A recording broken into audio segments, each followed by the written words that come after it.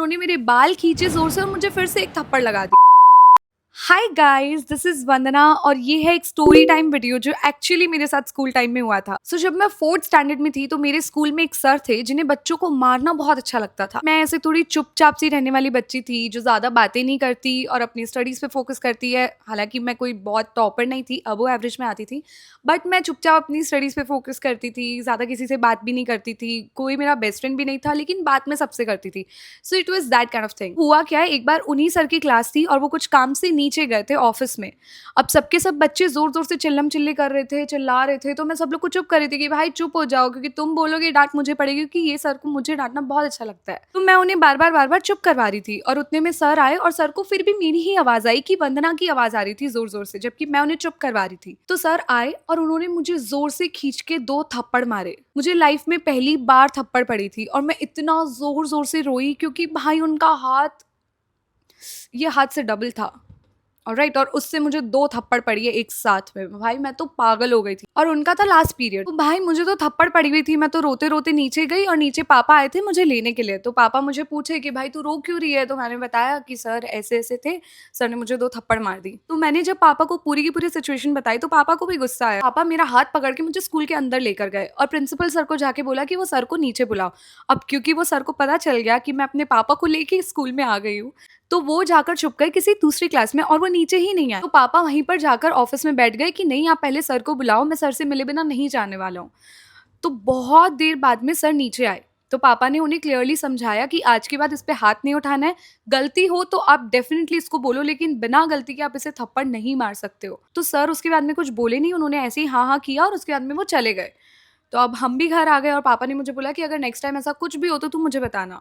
तो हफ्ता 10 दिन तो सर ने मुझे कुछ भी नहीं बोला। उसके बाद जब उनकी एक दिन क्लास आई, वो कुछ काम से नीचे गए थे और सब बच्चों को ना एक मस्ती सूझी, उन्होंने पूरी चेयर पे डस्टर से पूरा वाइट वाइट कर दिया कि सर के कपड़े खराब हो जाएंगे और उनकी इंसल्ट हो जाएगी बाहर जाके। और फिर मुझे उनके लिए बुरा लगना शुरू हो गया कि भाई सर तो अब मुझसे बहुत ही अच्छे से बिहेव करे, मैं उनके साथ ऐसा कैसे होने दे सकती हूँ।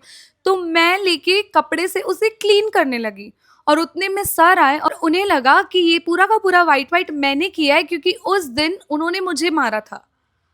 ओ गॉड! और सर आए, उन्होंने मेरे बाल खींचे जोर से और मुझे फिर से एक थप्पड़ लगा दी। इसके बाद तो मेरा रोना खत्म ही नहीं हो रहा था कि मेरे बालों को कैसे टच किया आपने।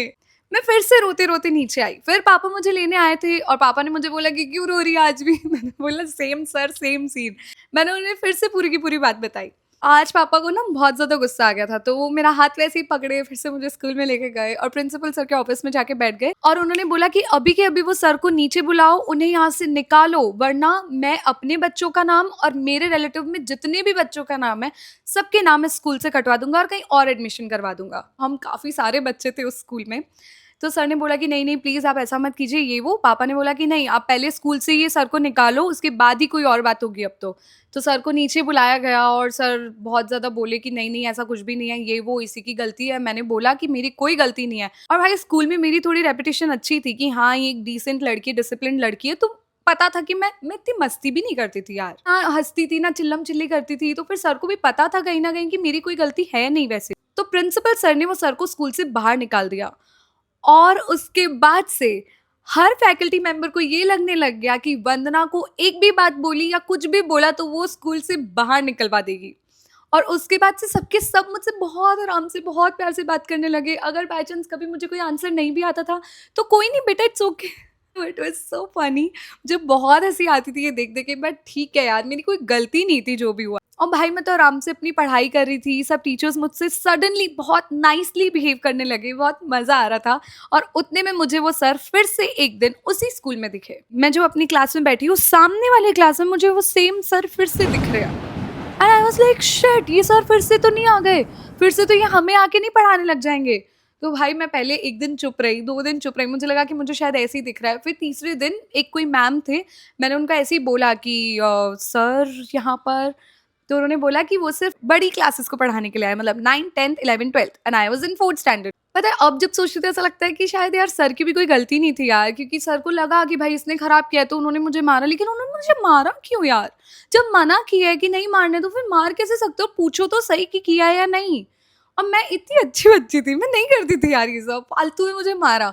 और ठीक है, मेरा 4th-5th स्टैंडर्ड बहुत अच्छा चला गया, सर को भी फिर से जॉब मिल गई, वो भी तो बड़ी क्लासेस को पढ़ाने लगे, मतलब उन्हें फीस भी ज़्यादा मिली होगी, सो व्हाटएवर, जो भी था अच्छा हुआ। मैंने 5th स्टैंडर्ड के बाद में वो स्कूल ही छोड़ दिया और 6th स्टैंडर्ड के बाद में तो वो खुद स्कूल ही बंद हो गई थी, so this is it for today's video. अगर आपको वीडियो पसंद आई है तो प्लीज़ लाइक कर दो, चैनल को सब्सक्राइब कर दो और हम मिलेंगे नेक्स्ट वीडियो में। तब तक के लिए बाय।